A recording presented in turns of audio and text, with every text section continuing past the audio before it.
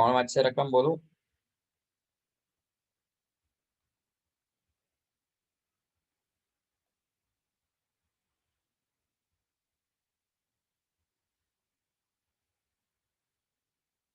હા ચલો પ્રિયા વાંચો રકમ બેટા.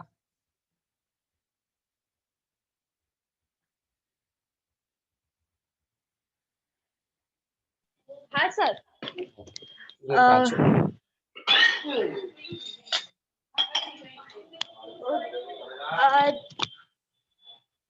एक मिनट हाँ सर આ રહ્યું ને તો મોબાઈલમાં જો આ રહ્યો પ્રશ્ન તો છે તું આ हाँ જોઈશ हाँ हाँ हाँ हाँ सर વર્ષા ઋતુ દરમિયાન એક સ્થળે એક માસમાં થયેલા વરસાદની માહિતી નીચે મુજબ મળેલ છે તો તે માહિતી પરથી બાઉલીની પદ્ધતિથી વિષમતા અને વિષમતાંક શોધો. ઓકે બાઉલીની પદ્ધતિ. હવે આ જે આપ્યું છે આને તમે કહેશો આ એક્સ અને દિવસોની સંખ્યા આને કહેશો એફ. બાઉલીની પદ્ધતિ માટે તમારે ચતુર્થકો Q1 Q3 અને મધ્યસ્થ શોધવા પડે.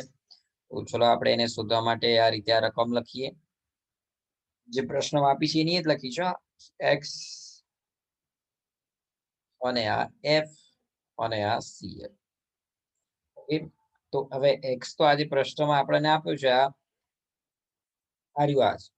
પરંતુ વિદ્યાર્થી ने मन में प्रश्न फूटना चाहिए कि साहब અહીંયા તો જો x શું લખ્યું 6 7 13 5 સાહેબ 6 ક્યાં છે એની તો પહેલા 5 લખ્યું આવું કેમ કર્યું કારણ નાનેથી મોટા ગોઠવે ચડતા ક્રમમાં ગોઠવવું પડે મધ્યસ્થ ચતુર્થકો શતાંશકો દશાંશકોમાં જ્યારે ચડતા ક્રમમાં ના આપ્યું હોય તો ચડતા ક્રમમાં ફરજિયાત ગોઠવવું પડે એ ગોઠવ્યા આગળ દાખલો કરો તો તમારો દાખલો કેન્સલ કેન્સલ કેન્સલ ચોકડી ખોટો પડે માર્ક્સ ના મળે પાછું વિદ્યાર્થી અક્કલ નક્કલ મક્કલ તો વાપરે નહીં હા સાહેબે કીધું ચડતા ક્રમમાં એટલે x ને ચડતા ક્રમમાં ગોઠવે પણ f ને ગોઠવે એટલે ત્યાં બીજો લોચો ઉભો થાય બે આ તમે આ લખ્યા બે 5 પછી આ 6 આ 7 બરોબર છે ચલો કે 5 6 આ 7 7 પછી બે ધારો કે આ તે ચડતા ક્રમમાં ગોઠવે ઇટ્સ ઓકે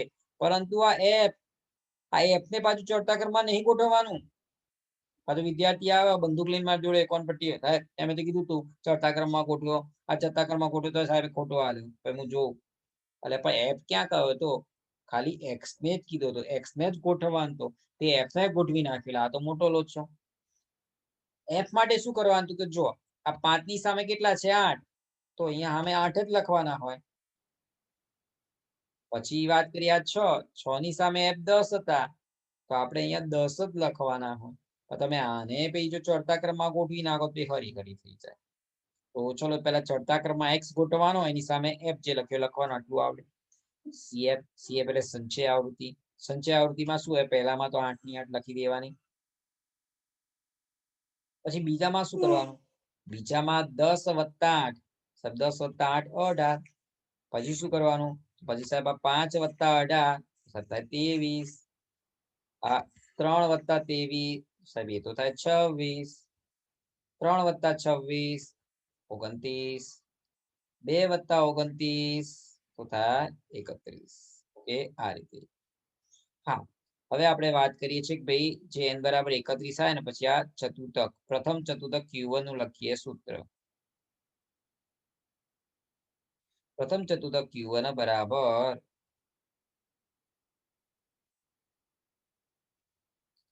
Q1 બરાબર n+1 n એટલે 31 વત્તા 1 ભાગ્યા 4 31 વત્તા 1 એટલે 32 ભાગ્યા 4 અને 32 ભાગ્યા 4 એટલે 8મા અવલોકનની કિંમત CF માં જોતા હવે CF માં 8 જોવાના જો CF માં જોઈએ આપણે 8 હા CF છે એમાં આપણે સીધા જોવાના છે તમારે 8 ઓકે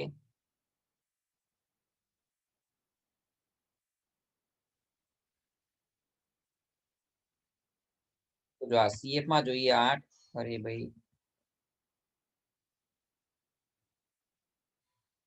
તો આપણો આ 5 આવ્યો એ આવ્યો આપણા Q1 નો જવાબ આ 5 આપણે આ શું આવ્યો આપણો Q1 બરાબર 5 તો જો નીચે Q1 બરાબર 5 જવાબ આવી ગયો લખી દીધો આ સાહેબ લખી દીધું Q1 બરાબર 5 ઓકે હવે હું વાત કરી રહ્યો છું તમને મધ્યસ્થ m બરાબર, તો મધ્યસ્થ m બરાબર, તો m નું સૂત્ર શું છે?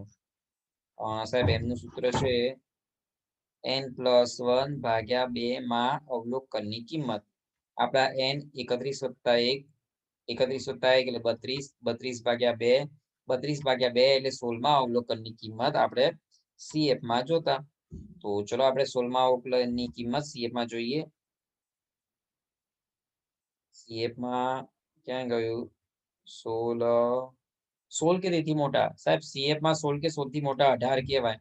18 ત્યાં લીટું દોરો, સીધું સીધું સીધું સીધું સીધું આ 6. તો આપણો મધ્યસ્થ m બરાબર થયો 6. જોઈ લો નીચે. ત્યાં મધ્યસ્થ m બરાબર 6. હવે આપણે વાત કરીએ તો આપણે ક્યાં Q3 શોધવાનો છે. Q3 બરાબર, તો Q3 નું સૂત્ર લખીએ. તો Q3 બરાબર 3 કૌંસમાં n + 1 ભાગ્યા 4, 3n એટલે 31 વત્તા 1 ભાગ્યા 4, 3 31 વત્તા 1 એટલે 32. હવે તમને ખ્યાલ હોય તો 2 4 8 32, 4 8 32, 3 8 24. તો 24 માં અવલોકનની કિંમત CF માં જોતા. CF માં આપણે જોઈએ કે 24 ક્યાં આવે છે.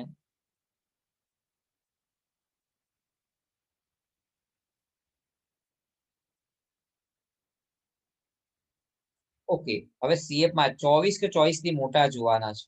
23 ના ચાલે, 26 26. અહીંયાથી એક સીધું લીટી દોરો.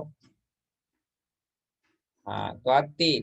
તો આ 13 છે, આ આવી ગયો આપણો Q3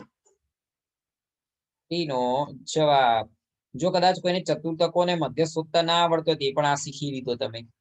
કદાચ કોઈએ ભૂતકાળમાં લેક્ચર એટેન્ડ ન કર્યા હોય, ચતુર્થકો Q1 Q3 ને મધ્યસ્થ m શોધતા, તો ચલો આ શીખી લીધો તમે. જૂના ચેપ્ટર બી તમારા પાકા થઈ ગયા. તો અહીંયા નીચે Q3 નો જવાબ આપણે લખી દઈએ 13.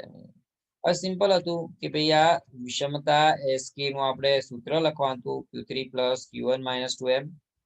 ઓકે, Q3 આપણે 13 શોધ્યા, Q1 5 અને m શોધ્યા 6. 2 × 6 એટલે 12 અને 18 - 12 એટલે 6. તો આવી ગયું વિષમતાંક SK નું સૂત્ર. વિષમતાંક J બરાબર, વિષમતાંક J બરાબર Q3 + Q1 - 2m, અથવા J નું બીજું પણ સૂત્ર છે. કયું બીજું સૂત્ર છે? જે એના કે આપણે હું તમને કહી દઉં.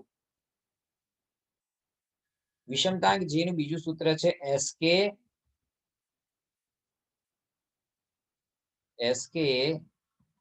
upon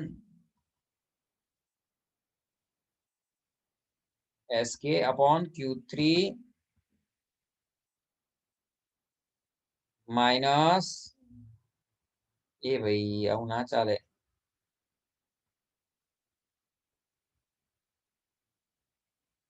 Q3 - Q1. ઓકે, તો વિષમતાંક છે બરાબર. તો તમે જોઈ લો, SK નો જવાબ તો આપણે તમને 6 દેખાય છે.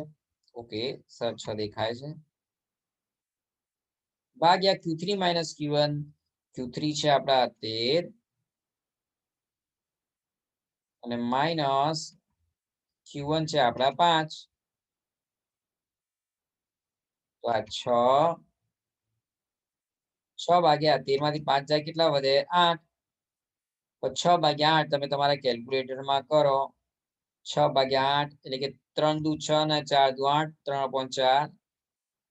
3 દુ 6, 4 દુ 8 છેદ લડે ને.